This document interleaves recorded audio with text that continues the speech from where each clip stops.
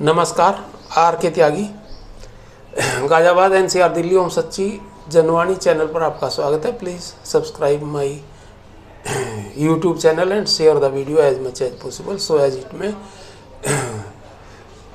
Hit all retiree friends and public at large, all sections of society, all sections of political parties and government too, ताकि हमारे मुद्दे प्रसारित हो सके, retirees के इशूज, व्यूज़ और न्यूज़ जाती रहें और सभी साथियों को मोबिलाइज भी करें।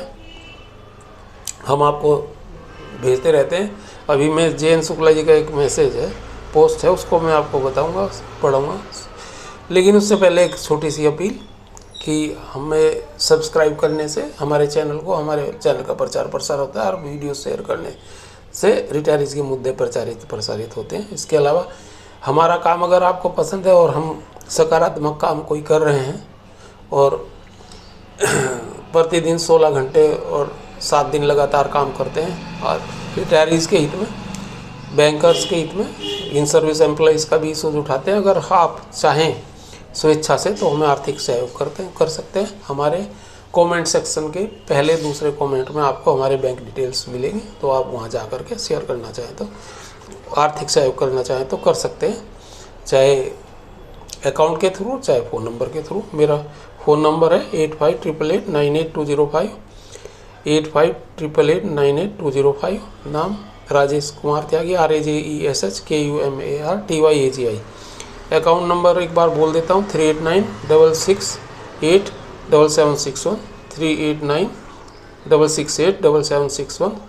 IFSC code CBI N0285097, CBI N0285097। Central bank of India, Kaushambi Ghaziabad. Kaushambi की स्पेलिंग KAUSHAMBI और गाजियाबाद है। और कमेंट सेक्शन के पहले कमेंट में आपको ये डिटेल्स मिल जाएंगे, आप वहाँ से भी उठा कर के देख कर के कर सकते हैं। अच्छा, आइए वीडियो शुरू करते हैं। सौदेबाजी का हक के विषय में है। पेंशनर यूनियनों को अपनी मांगों को लेकर बातचीत का हक मिलना चाहिए। ऐसी मांग अक्सर सोशल मीडिया में उठती रहती है। एक वर्ग को लगता है कि बातचीत का हक मिलने से उसकी मांगें तय हो जाएंगी। हालांकि मैं भी इसी के पक्ष में हूँ। हालांकि शुक्ला जी कुछ दूसरी बात कह रहे हैं, पर मैं भी इसी पक्ष में हूँ कि मिलना चाहिए। और मैंने बहुत से मेल, मैसेज और लेटर्स जो है फाइनेंस मिनिस्टर और दूसरे लोगों, PM और अन्य IBA DFS सभी को लिखे हैं और लोगों ने भी लिखे हैं, बहुत सारे एक्टिविस्ट ने लिखे हैं। ऐसी, अच्छा आगे बढ़ते हैं। ऐसी मांग करते समय लोग द्विपक्षीय प्रणाली के मूल घटक को नजरअंदाज कर देते हैं जो इसकी सफलता का आधार है। ये बात बिल्कुल इन्होंने सही की। यह मूल घटक संबंधित उद्योग में यूनियनों के हस्तक्षेप की शक्ति और औद्योगिक शांति के लिए खतरा यूनियनों की हस्तक्षेप की शक्ति से उत्पन्न होता है। हस्तक्षेप की शक्ति के बिना यूनियन दांतहीन बाघ की तरह, ये बिल्कुल सही है। यह हस्तक्षेप करने वाली शक्तियाँ और जो प्रबंधन को बातचीत और समझौता करने के लिए मजबूर और बाध्य करती हैं। उपलब्धियों का परिमाण पूर्णतः इसी पर आधारित है और सौदेबाजी का नतीजा भी इसी दखल देने वाली शक्ति पर निर्भर करता है। इसलिए हमें पहले यह जांचना होगा कि क्या रिटायरी यूनियनों के पास हस्तक्षेप करने का यह मूल तत्व है या नहीं। उत्तर बहुत स्पष्ट है। सेवानिवृत्त यूनियनों के पास बैंकों में कोई दखल देने की शक्ति नहीं है। ऐसे में अगर कोई बातचीत का अधिकार मिल भी जाए तो वे सौदेबाजी करने में सफल नहीं हो पाएंगे। और बैंकिंग में पेंशन को केंद्रीय पेंशन नियमों की तर्ज पर लाया गया है और केंद्रीय सरकार में पेंशन संशोधन, सरकारी कर्मचारियों के वेतन संशोधन प्रक्रियाओं में अंतहीन है। यह कार्य केंद्रीय वेतन आयोग को सौंपा गया है और जिसे सरकार समय समय पर नियुक्त करती है और इस प्रकार वेतन संशोधन के सापेक्ष पेंशन संशोधित हो जाती है। और 1990 में रिजर्व बैंक में पेंशन योजना को अंतिम रूप दिया गया, तो उसके साथ ही 11/1987 में भी RBI वेतन संशोधन के संबंध में पेंशन संशोधन भी किया गया। 1993 में जब अन्य बैंकों के लिए पेंशन योजना को अंतिम रूप दिया गया तो 11/1987 से तत्कालीन वेतन संशोधन के संबंध में पेंशन संशोधन हुआ। और उस समय न तो रिजर्व बैंक और न ही अन्य बैंकों में रिटायरी यूनियनें थी।